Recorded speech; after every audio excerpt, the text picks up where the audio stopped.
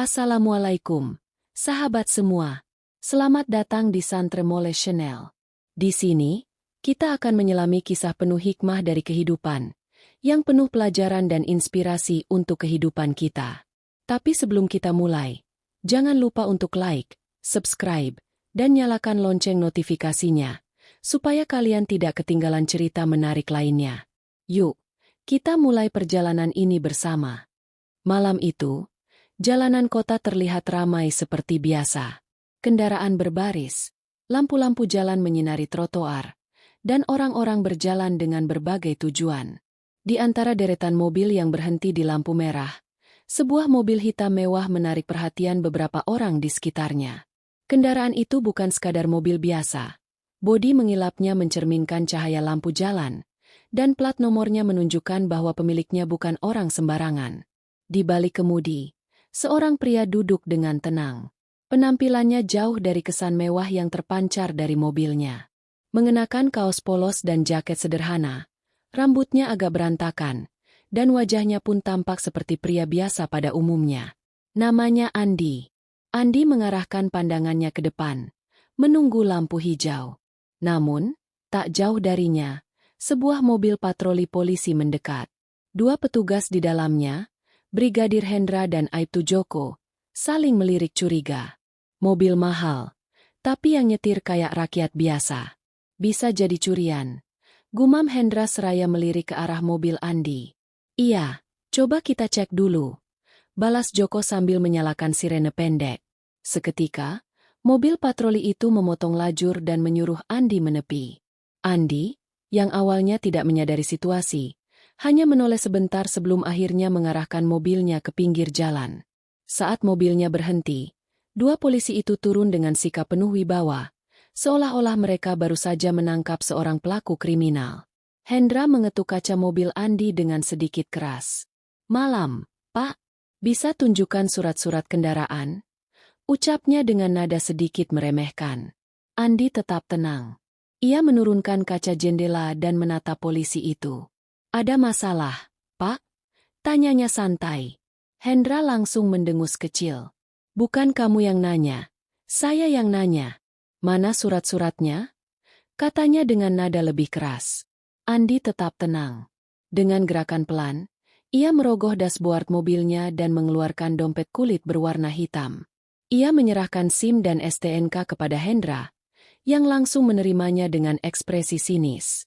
Joko, yang sedari tadi memperhatikan, mulai mengitari mobil Andi, mencoba mencari sesuatu yang mencurigakan. "Kamu kerja di mana?" tanya Joko. Suaranya terdengar mengintimidasi. "Saya pekerja biasa," jawab Andi sambil tersenyum tipis. Jawaban itu langsung memancing reaksi dari kedua polisi itu. Hendra menatapnya dengan tatapan penuh kecurigaan, lalu tertawa kecil. "Wah, pekerja biasa bisa punya mobil kayak gini? Jangan-jangan mobil curian," sindirnya. Joko ikut tertawa, lalu dengan santai menyandarkan lengannya ke kap mobil Andi. "Atau mungkin kamu simpan sesuatu di dalam mobil ini?" katanya dengan nada menekan. Andi hanya tersenyum tipis, tetap tenang tanpa sedikit pun menunjukkan tanda-tanda panik. Namun, Hendra tidak puas dengan reaksi itu. Keluar dari mobil. "Kami mau geledah," perintahnya dengan nada tinggi. Andi memandang polisi itu sebentar, lalu tanpa banyak bicara, ia membuka pintu dan keluar dari mobil. Gerakannya tenang, tapi ada sesuatu dalam tatapannya yang membuat Joko sedikit ragu. "Silakan, Pak. Periksa kalau memang perlu," katanya santai.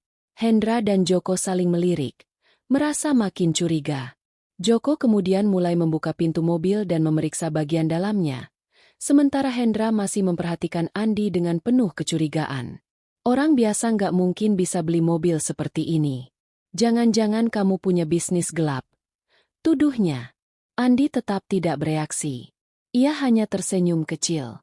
"Saya sudah kasih surat-surat, Pak. Apa ada yang salah dengan itu?" tanyanya tenang. Hendra mendengus kesal.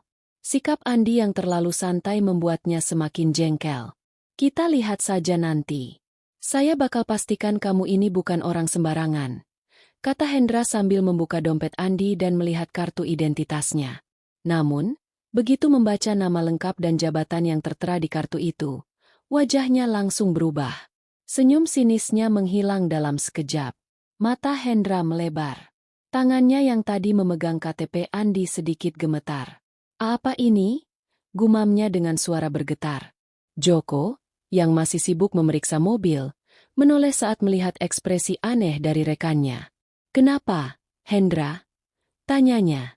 Namun, Hendra tidak langsung menjawab. Ia menelan ludah dan menatap Andi dengan mata yang kini penuh ketakutan. Andi masih dengan senyum tipisnya, kini melipat tangan di dadanya. "Ada masalah, Pak?" tanyanya lagi, kali ini dengan nada yang lebih dalam. Joko, yang penasaran, langsung meraih kartu identitas itu dari tangan Hendra dan membacanya sendiri. Seketika, wajahnya pun ikut pucat. Detik-detik kepanikan mulai terasa di udara. Dan saat itu juga, keduanya menyadari, mereka baru saja melakukan kesalahan besar. Angin malam yang tadinya hanya berhembus pelan kini terasa lebih dingin bagi Hendra dan Joko. Mereka masih terpaku, menatap kartu identitas yang baru saja mereka baca. Nama di sana terasa begitu familiar, begitu berwibawa, hingga tangan mereka yang memegang kartu itu terasa sedikit gemetar. "Ini, nggak mungkin," gumam Joko, suaranya serak. Hendra masih tak percaya dengan apa yang baru saja dilihatnya. Dadanya berdegup kencang, seolah baru saja dijatuhi vonis hukuman mati. Ia mencoba menelan ludah, tapi tenggorokannya terasa kering. Di depan mereka, Andi masih berdiri dengan santai, kedua tangannya kini disilangkan di dada. Senyum tipis masih tersungging di bibirnya, tapi kali ini ada sesuatu yang berbeda, sebuah tekanan tak kasat mata yang membuat Hendra dan Joko semakin merasa terpojok. "Jadi, bagaimana, Pak?" Suara Andi terdengar lebih dalam, lebih berwibawa. Joko buru-buru melihat Hendra, mencari arahan, tapi yang ditemukannya hanya wajah panik rekannya. Hendra, yang biasanya galak dan penuh percaya diri, kini tampak seperti anak kecil yang baru saja tertangkap basah melakukan kesalahan besar. Joko menatap kembali kartu identitas itu, memastikan kalau matanya tidak salah lihat. Tapi tidak, nama itu tetap sama. Brigjen Andi Pratama. Seorang perwira tinggi, seseorang yang berada jauh di atas pangkat mereka. Joko merasakan keringat dingin mulai mengalir di pelipisnya. "Brigjen?" bisiknya nyaris tak terdengar. "Saya ulangi lagi pertanyaan saya," Andi berkata sambil sedikit melangkah mendekat. "Ada masalah, Pak?" Kali ini, nada suaranya bukan sekadar santai. Ada ketegasan di sana, ada peringatan yang tersirat. Hendra langsung berusaha menguasai dirinya. Dengan gerakan cepat, ia menyerahkan kembali kartu identitas itu dengan kedua tangan, sedikit membungkukkan badannya tanpa sadar. Maaf, Pak, saya tidak tahu kalau ini mobil Bapak. Saya kira." Suaranya terbata-bata. Andi tidak langsung merespons. Ia hanya menatap mereka berdua dengan tajam, membiarkan mereka merasakan beban dari kesalahan yang baru saja mereka perbuat. Joko segera menyusul, ikut membungkuk sedikit. Kami hanya menjalankan prosedur, Pak. Mohon maaf jika ada kekeliruan," katanya dengan nada memohon. Andi menghela napas panjang, matanya masih menatap dua polisi itu dengan ekspresi tak terbaca. "Menjalankan prosedur?" tanyanya datar. Hendra dan Joko mengangguk cepat, berharap itu bisa menyelamatkan mereka. Tapi Andi justru tersenyum kecil, lalu menatap mereka satu persatu. "Kalau memang begitu, saya ingin tahu, bagian mana dari prosedur yang mengizinkan kalian untuk menghina orang hanya karena penampilannya?" Joko langsung terdiam. Hendra menggigit bibirnya. "Bagian mana dari prosedur yang membolehkan kalian menuduh seseorang mencuri hanya karena ia mengendarai mobil bagus?" lanjut Andi, kini suaranya terdengar lebih tajam. Hendra berusaha mencari jawaban, tapi tidak ada satupun alasan yang bisa ia berikan. "Dan bagian mana dari prosedur yang mengajarkan kalian untuk membentak dan mendorong warga sipil tanpa alasan yang jelas?" Pertanyaan terakhir itu terasa seperti pukulan telak bagi mereka berdua. Tak ada yang bisa mereka katakan. Hendra dan Joko mulai merasa kaki mereka melemas. Andi menarik napas dalam, lalu kembali berbicara. Kali ini lebih pelan, tapi penuh tekanan. Kalau saya bukan seorang pejabat tinggi, apakah saya akan tetap diperlakukan seperti ini? Lidah mereka keluh. Mereka tahu jawabannya, tapi mereka tidak berani mengucapkannya. Beberapa detik berlalu dalam keheningan yang mencekam. Andi kemudian merogoh sakunya dan mengeluarkan ponselnya. Ia mengetik sesuatu dengan ekspresi serius, sebelum kemudian menatap dua polisi itu lagi. Saya akan laporkan kejadian ini langsung ke atasan kalian, katanya tenang. Namun, justru ketenangan itu yang membuat Hendra dan Joko semakin ketakutan. Hendra langsung melangkah maju dengan wajah pucat. Mohon jangan, Pak, kami benar-benar tidak tahu. Tolong beri kami kesempatan, katanya dengan suara penuh kepanikan. Joko ikut mengangguk cepat. Kami janji, Pak, kami tidak akan mengulangi ini lagi. Mereka kini benar-benar terlihat seperti anak kecil yang ketahuan mencuri permen di toko. Semua sikap arogan mereka telah hilang, berganti dengan ketakutan yang nyata. Andi menatap mereka selama beberapa saat, membiarkan mereka merasakan beratnya konsekuensi dari perbuatan mereka. Lalu, ia menatap ponselnya sebentar, dan akhirnya menghela napas pelan. Ia memasukkan ponselnya kembali ke saku. Baiklah, katanya akhirnya. Hendra dan Joko langsung mengangkat wajah mereka. Matanya penuh harapan. Saya tidak akan melaporkan kalian. Tapi hanya jika kalian mau belajar dari kesalahan ini, lanjut Andi. Mereka berdua langsung mengangguk cepat.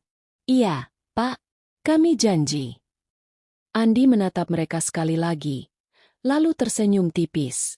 Kita lihat saja nanti, katanya sebelum berbalik dan berjalan menuju mobilnya. Tanpa berkata apa-apa lagi, ia masuk ke dalam mobil dan menutup pintunya. Mesin mobilnya menyala, dan dengan tenang, ia meninggalkan dua polisi yang masih berdiri di tempat mereka, terdiam, dengan wajah penuh rasa bersalah. Hendra dan Joko masih berdiri mematung di tempat mereka. Mereka saling menatap dengan ekspresi yang sulit digambarkan, campuran antara keterkejutan, ketakutan, dan penyesalan yang mendalam. Mobil hitam mewah itu perlahan menjauh, meninggalkan mereka di tengah malam yang terasa lebih dingin dari biasanya. Sirene mobil patroli mereka yang sebelumnya terdengar garang kini tak lebih dari suara bising yang mengganggu. Joko menelan ludah. Gila, kita hampir hancur malam ini, bisiknya. Masih belum percaya dengan apa yang baru saja terjadi. Hendra mengusap wajahnya dengan kasar. Matanya masih terfokus ke jalan yang baru saja dilewati Andi. Bukan hampir. Kita sudah hancur kalau tadi dia benar-benar melaporkan kita. Sahutnya dengan suara parau. Joko mengangguk pelan. Brigjen Andi Pratama. Namanya sudah sering disebut di markas. Gue nggak nyangka, dia yang kita hentikan tadi. Ucapnya sambil menatap ke bawah. Dan kita malah memperlakukannya seperti maling. Tambah Hendra dengan nada penuh penyesalan. Mereka terdiam sejenak, membiarkan suasana malam menyelimuti pikiran mereka yang masih berantakan. Tidak ada suara selain gemerisik angin dan sesekali deru kendaraan yang melintas. Kita keterlaluan, Hen, ujar Joko akhirnya. Suaranya penuh dengan rasa bersalah. Hendra tidak menjawab. Ia hanya menghela napas panjang, lalu menatap Joko dengan tatapan serius. Kita nggak cuma keterlaluan. Kita juga baru saja membuktikan bahwa kita ini polisi yang buruk, katanya jujur. Joko menunduk, merasa kalimat itu seperti hantaman keras di kepalanya. Kita selalu mengira kita menjalankan tugas dengan benar, tapi malam ini kita baru sadar, kita sudah lama bertindak semena-mena, lanjut Hendra. Joko mengangguk pelan. Selama ini, kita suka merendahkan orang yang kita anggap biasa. Tapi ketika kita berhadapan dengan orang yang punya kekuasaan, kita langsung ketakutan, ucapnya lirih. Mereka berdua terdiam lagi. Malam ini bukan sekadar pengalaman buruk bagi mereka. Ini adalah tamparan keras. Tamparan yang mengajarkan mereka bahwa menjadi polisi bukan sekadar tentang mengenakan seragam dan menegakkan hukum, tapi juga tentang bagaimana memperlakukan orang dengan adil, tanpa memandang status dan penampilan. Hendra menarik napas dalam. Mulai hari ini, kita harus berubah, Joko menatapnya, lalu mengangguk mantap. Iya, Hen. Kita nggak boleh lagi ngeremehin orang dari luarnya. Karena kita nggak pernah tahu siapa mereka sebenarnya. Hendra tersenyum tipis. Dan kita juga nggak boleh nunggu orang penting yang negur kita dulu baru sadar. Harusnya, dari awal kita sudah tahu mana yang benar dan mana yang salah. Joko mengangguk lagi. Kali ini lebih yakin. Kita harus jadi polisi yang lebih baik. Katanya dengan tekad bulat. Hendra menepuk bahu rekannya. Lalu menyalakan kembali mobil patroli mereka. Malam itu, dua polisi yang sebelumnya arogan telah belajar satu hal penting. Bahwa kekuasaan dan pangkat bukanlah alasan untuk memperlakukan orang dengan baik. Setiap manusia, siapapun dia, pantas untuk dihormati. Kesimpulan pesan moral. Ketika sebuah video rekaman insiden ini tersebar di media sosial, banyak netizen yang berkomentar tentang bagaimana Hendra dan Joko berubah setelah kejadian itu. Sebagian orang menganggap mereka beruntung karena tidak dilaporkan. Tapi sebagian lainnya percaya bahwa pelajaran yang mereka dapatkan jauh lebih berharga dari sekadar hukuman. Brigjen Andi tidak menghukum mereka secara langsung, tapi ia memberikan pelajaran yang jauh lebih berkesan. Pelajaran yang tidak akan mereka lupakan seumur hidup. Dan dari kisah ini, satu pesan jelas untuk kita semua. Hormatilah semua orang, karena kita tidak pernah tahu siapa mereka sebenarnya.